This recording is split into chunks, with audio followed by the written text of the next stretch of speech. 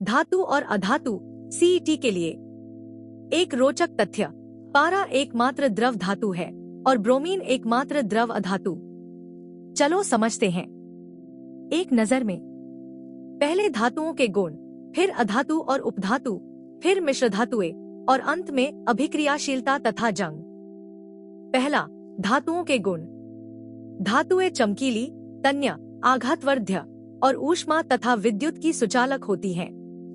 पारा एकमात्र ऐसी धातु है जो कमरे के ताप पर द्रव रहती है और पृथ्वी की भूपर्पटी में सर्वाधिक पाई जाने वाली धातु एल्यूमीनियम है। दूसरा, अधातु और उपधातु। अधातुएं प्रायः कुचालक और भंगुर होती हैं।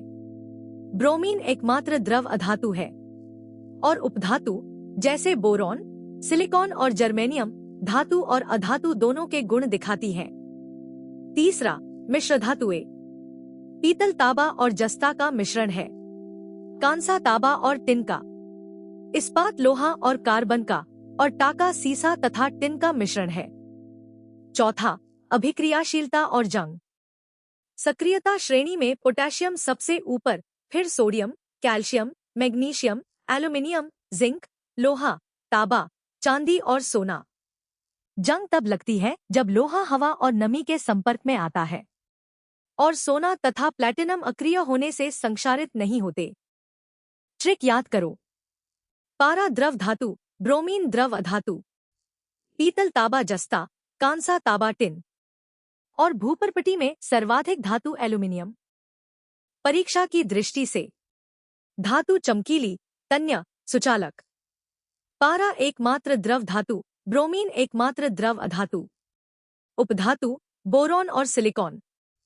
पीतल तांबा जस्ता, कांसा तांबा टिन, इस्पात लोहा कार्बन। भूपर्पटी में सर्वाधिक धातु एल्यूमीनियम। जंग लोहा, हवा, नमी से। सक्रियता में पोटेशियम सर्वाधिक, सोना न्यूनतम। पहला सवाल, सामान्य ताप पर कौन सी धातु द्रव अवस्था में होती है? विकल्प, सोना, पारा, लोहा या तांबा। सही जवाब है पारा। यह एकमात्र द्रव धातु है और ब्रोमीन एकमात्र द्रव अधातु। दूसरा सवाल, पीतल किन दो धातुओं का मिश्रण है? विकल्प, तांबा और टिन, तांबा और जस्ता, लोहा और कार्बन या सीसा और टिन। सही जवाब है तांबा और जस्ता, जबकि कांसा तांबा और टिन का मिश्रण होता है। तीसरा सवाल, पृथ्वी की भूपर्पटी में सर्वाधिक पाई जाने वाली धातु कौन सी है? विकल्प, लोहा, एल्यूमीनियम, तांबा या कैल्शियम। सही जवाब है एल्यूमीनियम, लगभग 8%, जबकि सर्वाधिक पाया जाने वाला तत्व ऑक्सीजन है। पारे से मिश्र धातु तक यही है धातु और अधातु। वीडियो पसंद आई?